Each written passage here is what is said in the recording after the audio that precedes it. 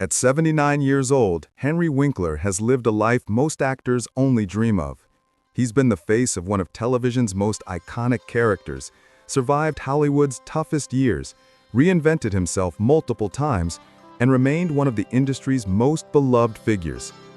But behind the gentle smile and warm personality the world knows so well, Henry has carried a truth he never fully shared, at least not until now.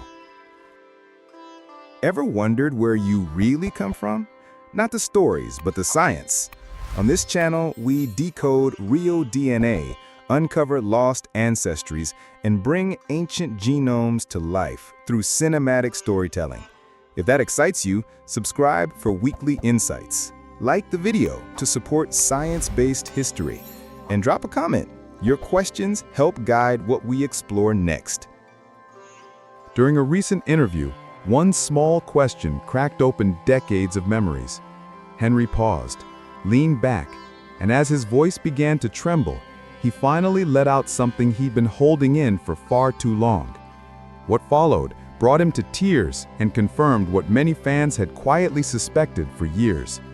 This wasn't about fame, a scandal, or career regrets.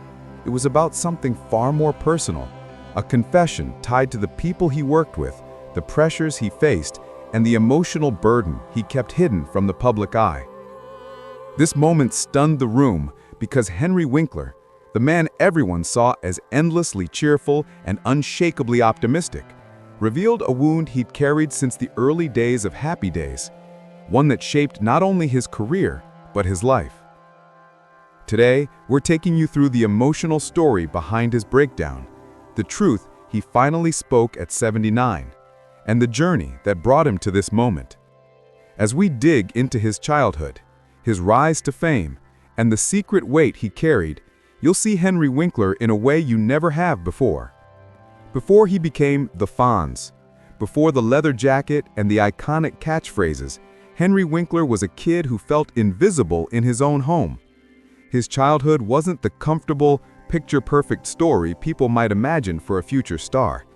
Instead, it was marked by frustration, confusion, and a constant feeling of falling short. Henry grew up in a household shaped by strict expectations. His parents, who had fled Nazi Germany, were determined to build a stable life in America, and they believed discipline was the key to everything. They expected top grades, flawless behavior, and achievement at every turn.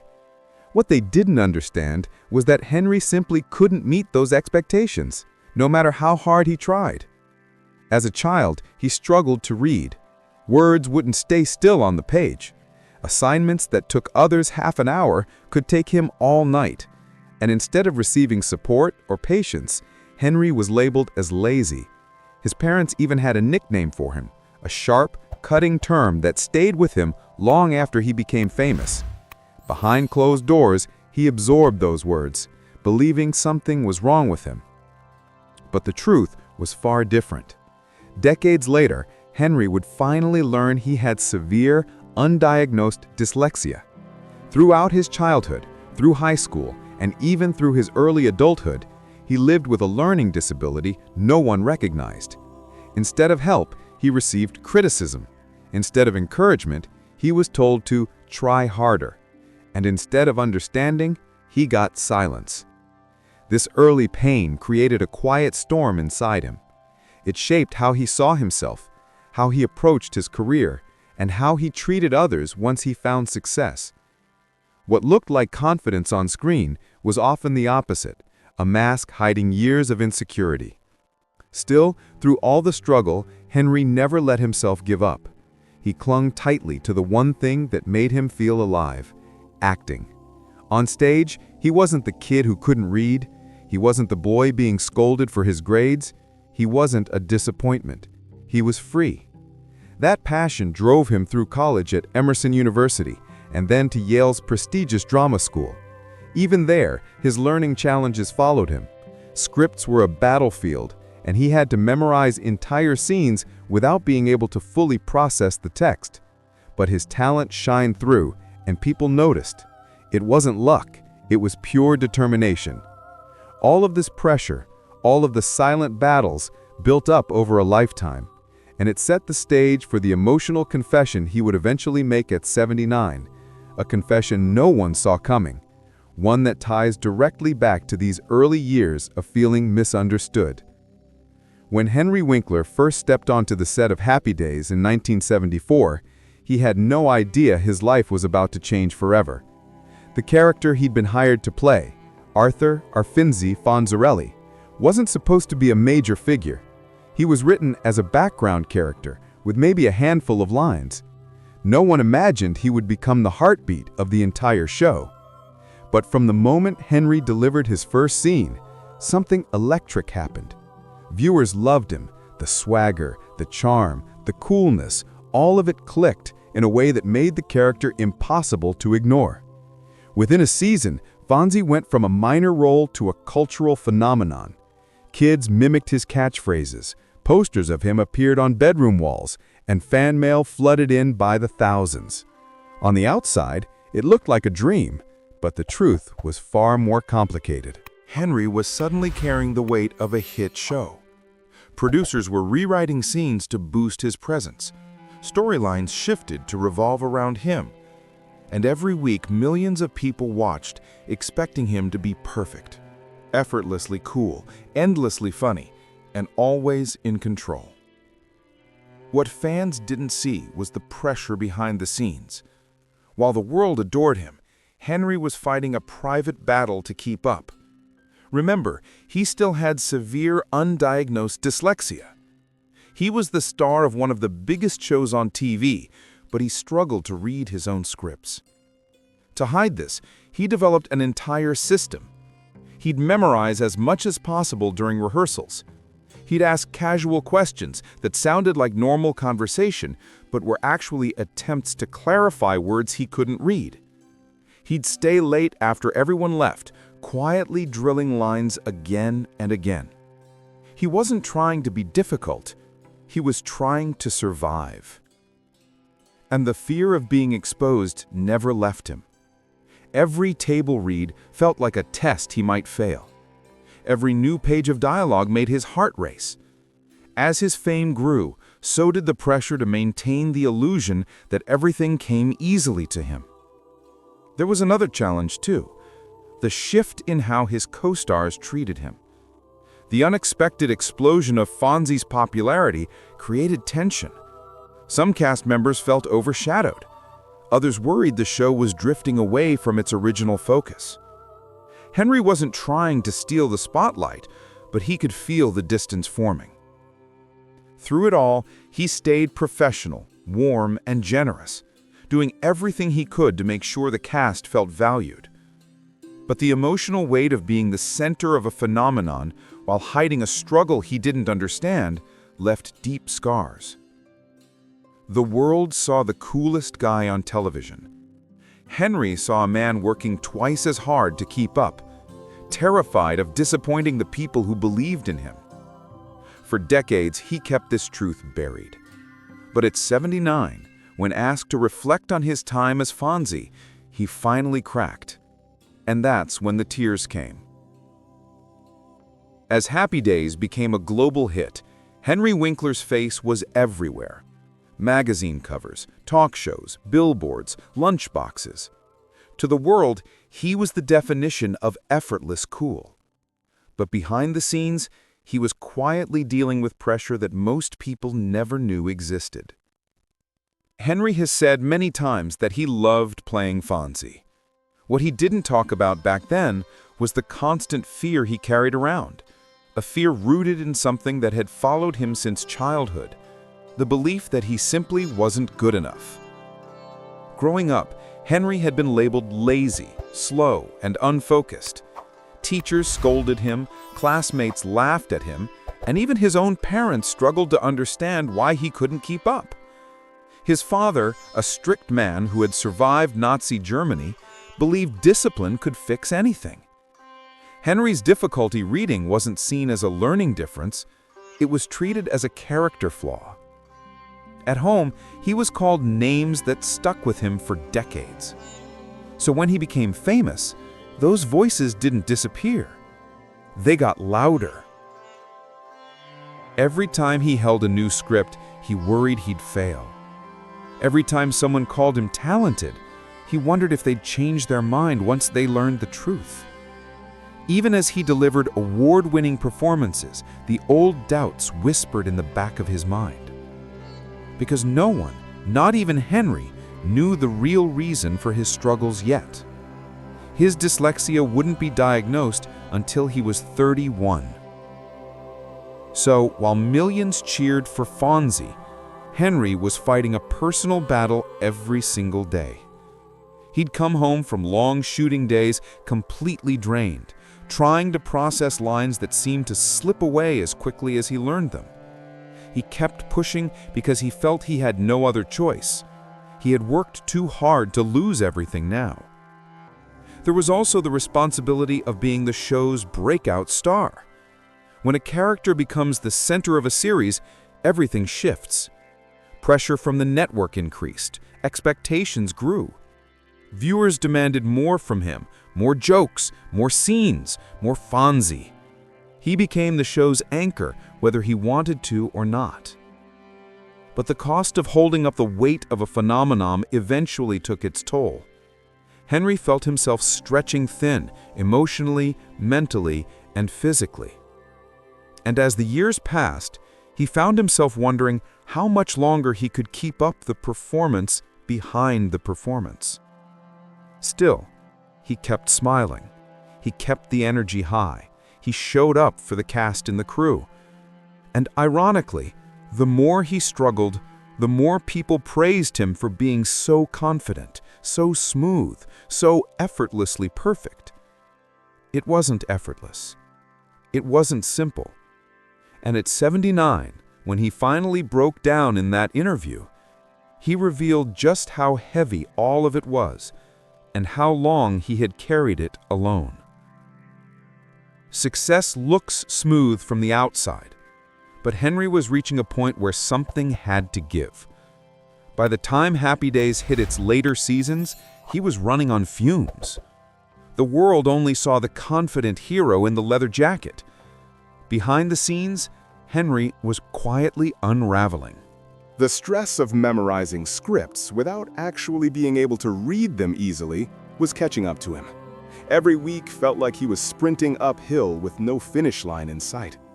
And because he didn't know he had dyslexia, he blamed himself for every struggle.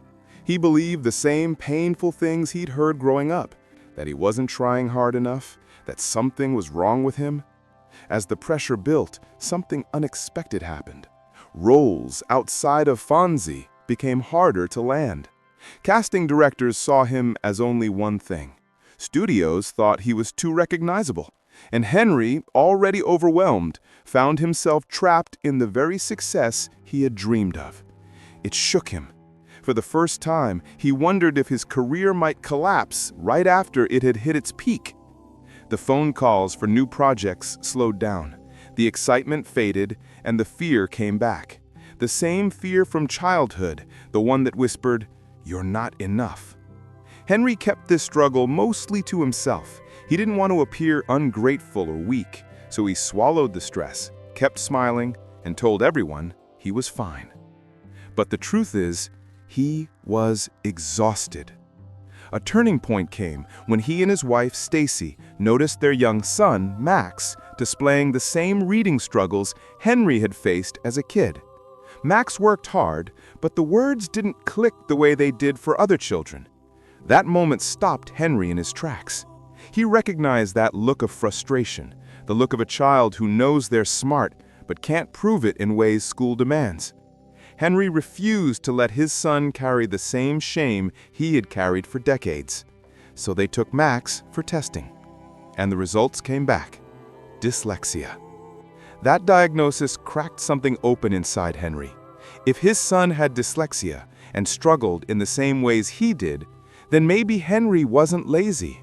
Maybe he wasn't slow. Maybe his entire childhood had been misunderstood.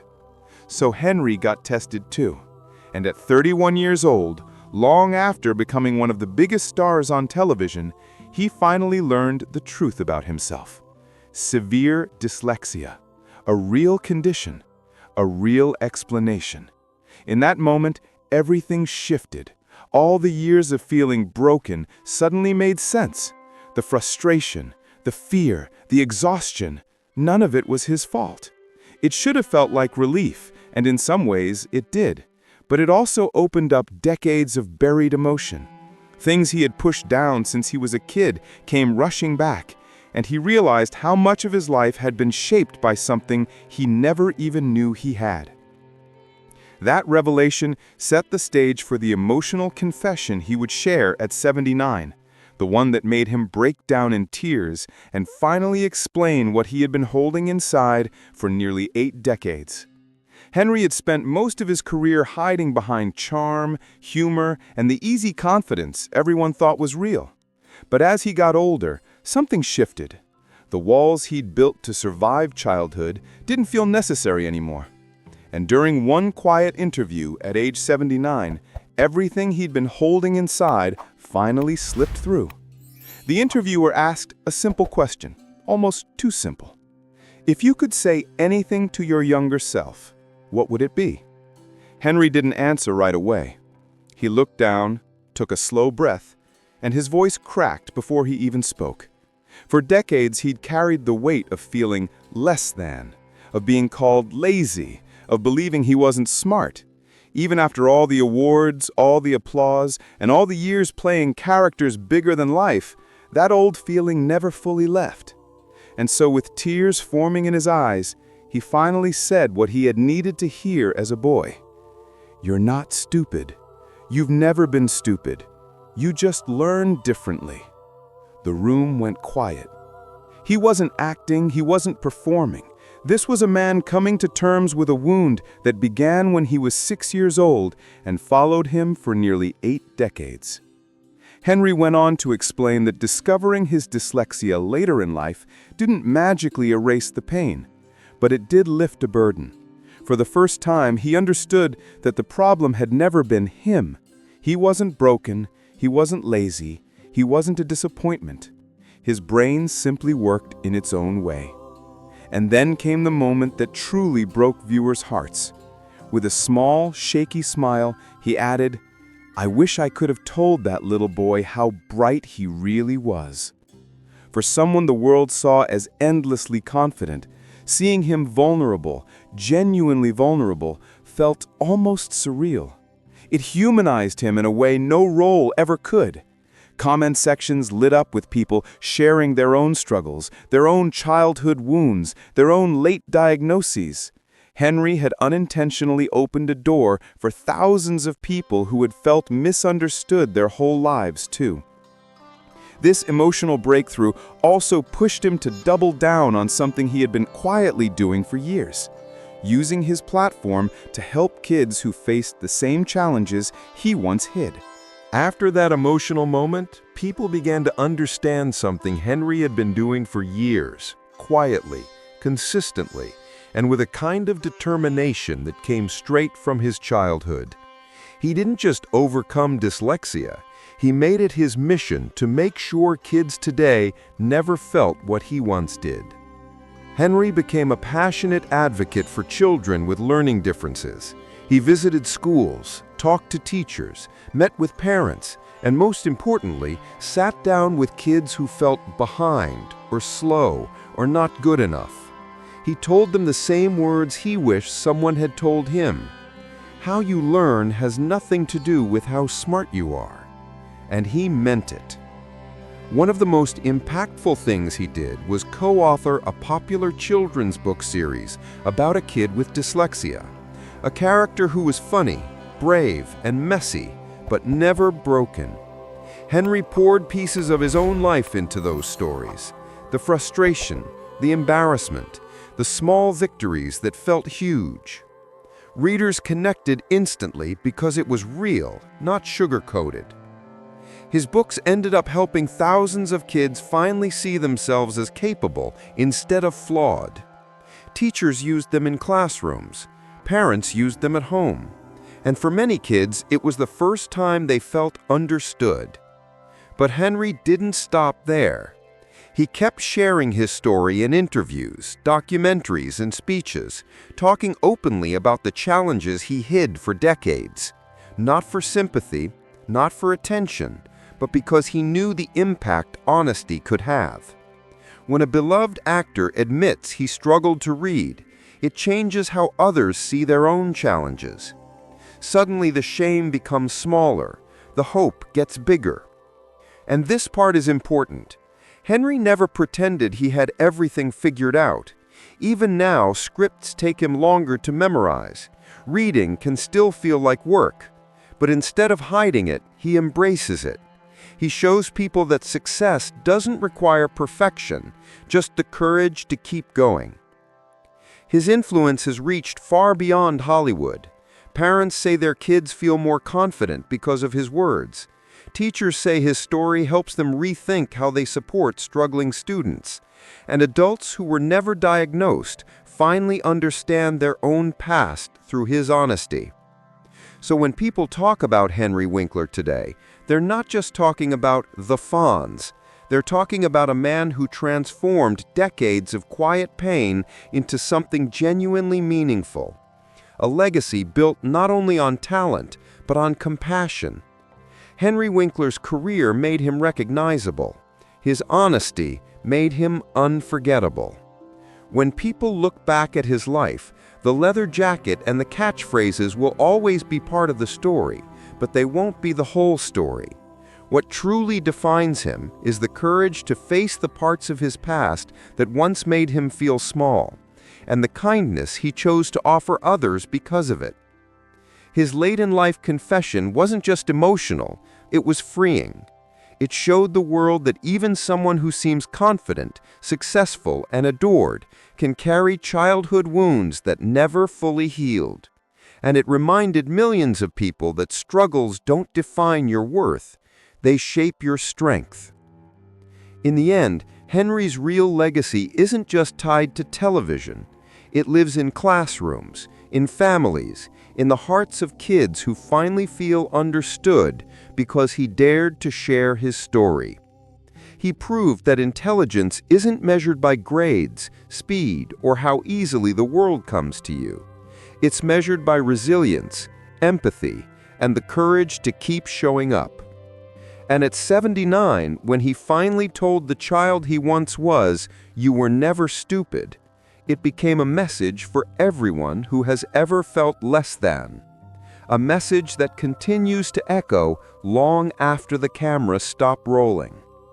Henry Winkler spent decades believing he wasn't smart, but the truth was he had a brilliant mind that simply worked differently. And when he finally spoke those words to his younger self, "You were never stupid," he wasn't just healing his own past.